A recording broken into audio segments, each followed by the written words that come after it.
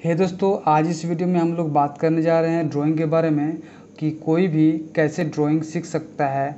और इससे पहले मैं आपको अपना कुछ सैंपल दिखा देता हूँ। यहाँ पे ये वर्तिका झा की ड्राइंग है, ये श्री गणेश जी की ड्राइंग है, ये ऋषभ पंत की ड्राइंग है और ये सुहानी शाह की ड्राइंग है जो कि मैंने हाल ही में बनाया है। और चलिए इस वीडियो को स्टार्ट करते हैं। तो सबसे पहले मैंने यहाँ पे इंटरेस्ट लिखा है। इंटरेस्ट इसीलिए लिखा है क्योंकि अगर आप कोई भी चीज़ सीख रहे हो, किसी भी चीज़ को सीख रहे हो, आर्ट वर्क सीख रहे हो या फिर कुछ भी सीख रहे हो, तो यहाँ पे इंटरेस्ट बहुत ज़्यादा मैटर करता है कि अगर आप उस चीज़ को सीख रहे हो तो उसमें आपका कितना ज़्यादा इंटरेस्ट है। ठीक है। उसके बाद मैंने लिखा है यहाँ पे इमेजिनेशन। इमेजिनेशन इसलिए क्योंकि अगर आप अपने ब्रेन में कुछ सोच रहे हो और उसी को पेपर में वहाँ पे ड्रॉ कर रहे हो, वहाँ पे आपका इमेजिनेशन पावर बहुत ज़्यादा मैटर करता है। अगर आप यहाँ पे कुछ रेफरेंस फ़ोटो लेके और उसको ड्रॉ कर रहे हो तो उतना ज़्यादा मैटर नहीं करता है, बट आप अपने ब्रेन में सोच के और ड्रॉ कर रहे हो तो यहाँ पे इमेजिनेशन पावर आपका अच्छा होना चाहिए। उसके बाद आपको 2D और 3D नॉलेज होना चाहिए। ठीक है।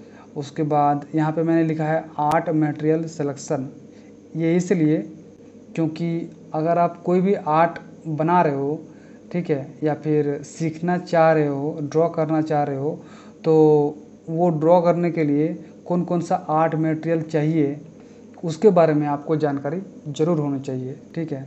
यहाँ पे मैंने होल्डिंग इट इसीलिए लिखा है क्योंकि बहुत सारे लोग बोलते हैं कि पेंसिल पकड़ने का ढंग होना चाहिए और तभी आप उस चीज़ को परफेक्ट बना सकते हो, बट ऐसा नहीं है। ठीक है, कुछ हद तक मैटर करता है। अगर आप देखोगे तो बहुत सारे लोग ऐसे हैं ना जिसका हाथ यहाँ से कटा हुआ है और वो उसी चीज़ से यहाँ से पकड़ के और ड्रॉ करते हैं और इतना परफेक्ट बनता है कि मत पूछिए। ठीक है। फॉर एग्ज़ाम्पल मैं पेंसिल को ऐसे पकड़ता हूँ, ठीक है, और शेडिंग करते टाइम थोड़ा सा दूर पकड़ता हूँ, तो सबका अलग अलग होता है। उसके बाद यहाँ पे मैंने लिखा है परफेक्ट मेज़रमेंट। तो आपको मेज़रमेंट की जानकारी होनी चाहिए क्योंकि यहाँ पे आप जब ड्रॉ कर रहे हो ना तो आपको में यहाँ पे ड्रॉ करना होता है। ठीक है। बहुत ज़्यादा देख के और ड्रॉ करना पड़ता है, तो मेज़रमेंट आपको आना चाहिए। उसके बाद यहाँ पे मैंने लिखा है line and various shape practice. सबसे पहले यहाँ पर लाइन प्रैक्टिस आपको करना चाहिए और अलग अलग शेप प्रैक्टिस करना चाहिए।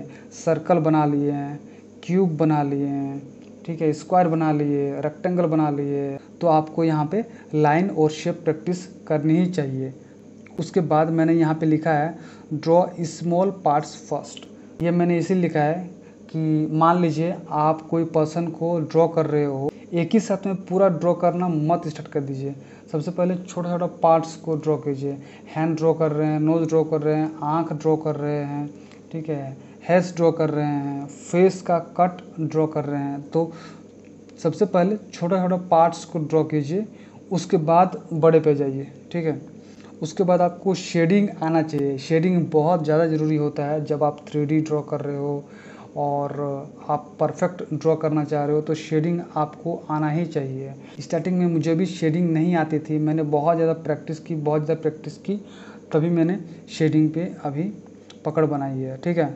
आपको शेडिंग इसीलिए आना चाहिए क्योंकि आप अगर कुछ ड्रॉ कर रहे हो, फॉर एग्ज़ाम्पल यहाँ पे इस बेबी को देख लीजिए, यहाँ पे लाइट ज़्यादा है, ठीक है, और यहाँ पे थोड़ा सा डार्कनेस है, तो यहाँ पे आप इमेजिन कर सकते हो कि लाइट जो है इस दिशा से आ रही है। ठीक है, इस दिशा से आ रही है तभी यहाँ पे लाइट ज़्यादा है, यहाँ पे थोड़ा सा डार्कनेस है। उसके बाद पेंसिल ग्रेड्स के बारे में आपको जानकारी होनी चाहिए, या फिर कोई भी आर्ट आप बना रहे हो तो कलर्स की जानकारी आपको होनी चाहिए।